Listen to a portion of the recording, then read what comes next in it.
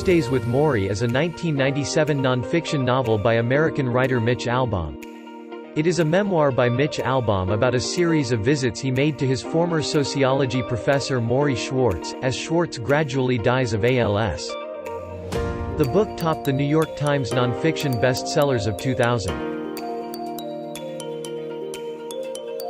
I have read this book and I must say that this is a masterpiece.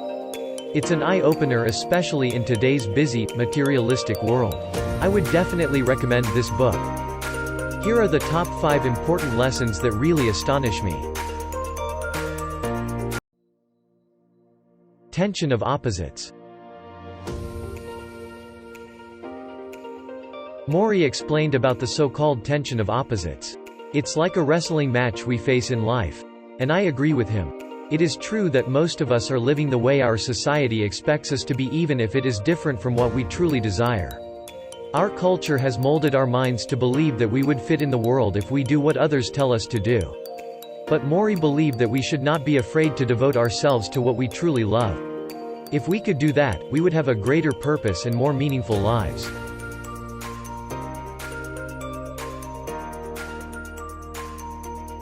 Life is a series of pulls back and forth. You want to do one thing, but you are bound to do something else. Something hurts you, yet you know it shouldn't. You take certain things for granted, even when you know you should never take anything for granted. A tension of opposites, like a pull on a rubber band. And most of us live somewhere in the middle.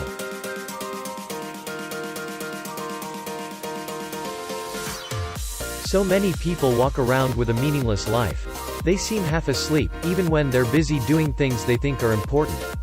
This is because they're chasing the wrong things. The way you get meaning into your life is to devote yourself to loving others, devote yourself to your community around you, and devote yourself to creating something that gives you purpose and meaning.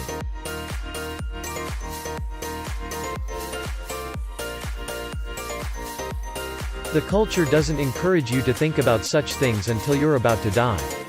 We're so wrapped with egotistical things: career, family, having enough money, meeting the mortgage, getting a new car, fixing the radiator when it breaks. We're involved in trillions of little acts just to keep going. So we don't get into the habit of standing back and looking at our lives and saying, is this all? Is this all I want?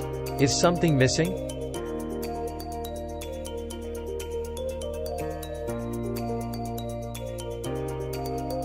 Love or perish.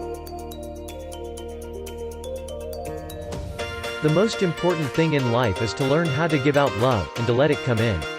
We think we don't deserve love, we think if we let it in, we'll become too soft. But a wise man named Levine said it right. He said, love is the only rational act.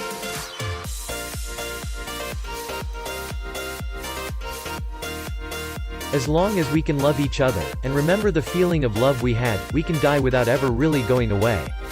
All the love you created is still there. All the memories are still there.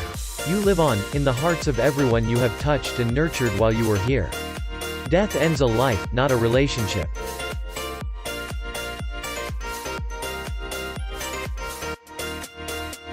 The fact is, there is no foundation, no secure ground, upon which people may stand today if it isn't the family. If you don't have the support and love and caring and concern that you get from a family, you don't have much at all. Love is so supremely important.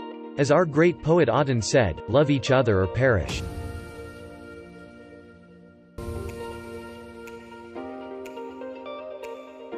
Aging is part of life.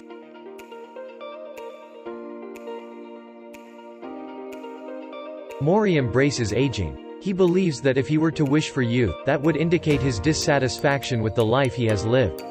He explains to Mitch that to fight age is to fight a hopeless battle, because aging and death are inevitable, and a natural part of the life cycle.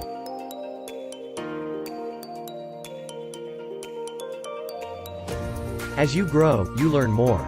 If you stayed at 22, you'd always be as ignorant as you were at 22. Aging is not just decay, you know. It's growth. It's more than the negative that you're going to die, it's also the positive that you understand that you're going to die, and that you live a better life because of it.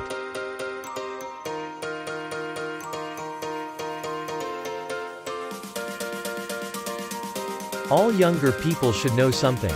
If you're always battling against getting older, you're always going to be unhappy, because it will happen anyhow.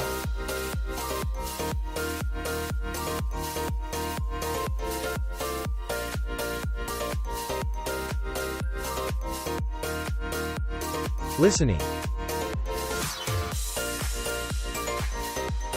We are great at small talk. What do you do? Where do you live? But really listening to someone, without trying to sell them, pick them up, recruit them, or get some kind of status in return, how often do we get this anymore?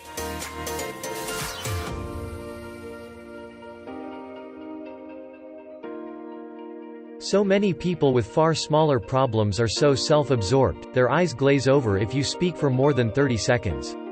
They already have something in mind, a friend to call, a fax to send, a lover they're daydreaming about. They only snap back to full attention when you finish talking, at which point they say, uh-huh, or, yeah, really, and fake their way back to the moment.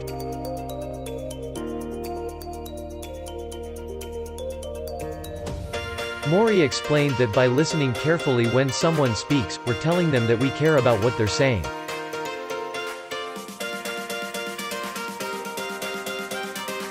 Forgiveness. Forgive yourself before you die. Then forgive others.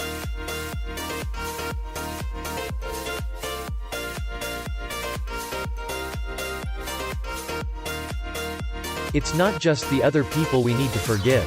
We also need to forgive ourselves. For all the things we didn't do. All the things we should have done.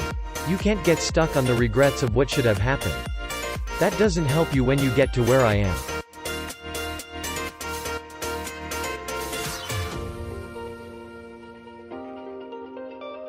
Thanks for watching.